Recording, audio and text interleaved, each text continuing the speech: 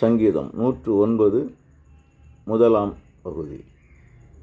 ராகம் மத்தியமாவதி. பாடலின் தலைப்பு துன்புற்றவரின் மன்றாட்டு. தாவீதும் அவன் வழிமரபும் முற்றிலும் அழிந்துவிட்டால் நன்றாக இருக்கும் என தாவீதின் எதிரிகள் நினைப்பதை அறிந்த தாவீது அது குறித்து இறைவனிடம் முறையிட்டு விடுதலைக்காக வேண்டும் பகுதி.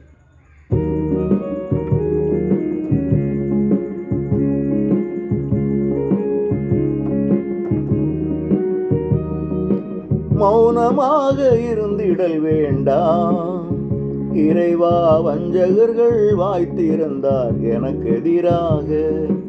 எனக்கெதிராய் சூழ்ந்து கொண்டு பொய்களை சொல்லி என்னை அவர் தாக்குகிறார் காரணமின்றி. அன்பினுக்கு எதிராக குற்றம் சாட்டினர், அவர்களுக்கு நான் மாறாய் மன்றாடினேன்.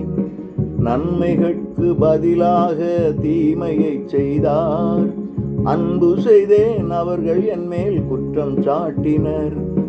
மௌனமாக இருந்திடல் வேண்டாம், இறைவா வஞ்சகர்கள் வாய்த்திருந்தார் எனக்கு எதிராக.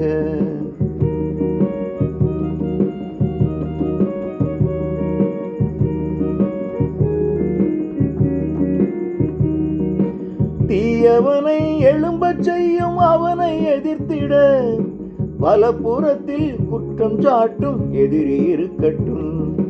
குற்றமாக மாற வேண்டும் அவனுடைய வேண்டுகோள், குற்றவாளியாக வேண்டும் நியாய தீர்ப்பு நாளிலே. தீயவர்கள் என்னை குறித்து மேலும் கொஞ்சம் சொல்கிறார், எனது வாழ்வு கொஞ்ச நாட்கள் போதும் என்கிறார்.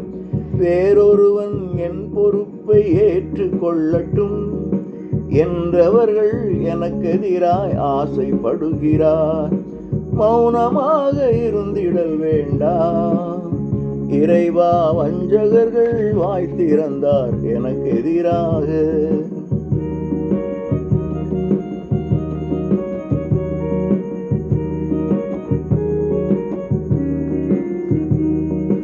தந்தையற்று தவிக்க வேண்டும் எனது குழந்தைகள், விதவை என ஆக வேண்டும் எனது தாரமும். பிச்சை எடுத்து வாழ வேண்டும் என் குடும்பம் என்கிறார், பாழடைந்த வீடு நோக்கி ஓடி போகச் சொல்கிறார். என் பெயரில் கடன் கொடுத்தோர் பற்ற வேண்டும் உள்ளதை, கைப்பயனை வேறு யாரும் கொண்டு போகட்டும். அன்புடனே பிள்ளைகள் மேல் பாசம் காட்டிட யாரும் இங்கே இருந்து விட்டால் துக்கப்படுகிறார். மௌனமாக இருந்திடல் வேண்டாம், இறைவா வஞ்சகர்கள் வாய்த்திருந்தார் எனக்கு எதிராக.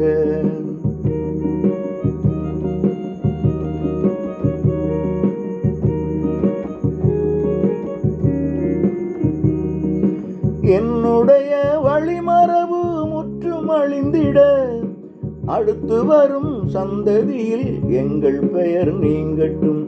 என் பிதாக்கள் செய்த குற்றம் ஆண்டவரின் பார்வையில் தாயின் பாவம் நீங்கிடாமல் சேர வேண்டும் என்கிறார். ஆண்டவரே உமது முன்னே குற்றச்சாட்டு நிற்கட்டும், இவைகள் யாவும் என்னில் வந்து சேர்வது போல. என் பெயரை நீக்கிவிட திட்டம் போட்டவர் யாவரது நினைவினையும் நீக்கி அழித்திடும்.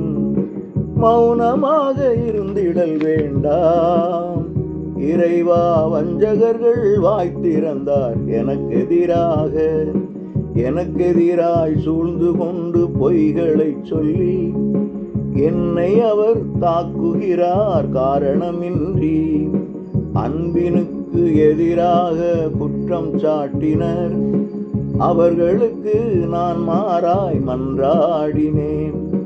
நன்மைகளுக்கு பதிலாக தீமையை செய்தார், அன்பு செய்தேன் அவர்கள் என் மேல் குற்றம் சாட்டினர். மௌனமாக இருந்திடல் வேண்டாம், இறைவா வஞ்சகர்கள் வாய்த்திருந்தார் எனக்கு எதிராக.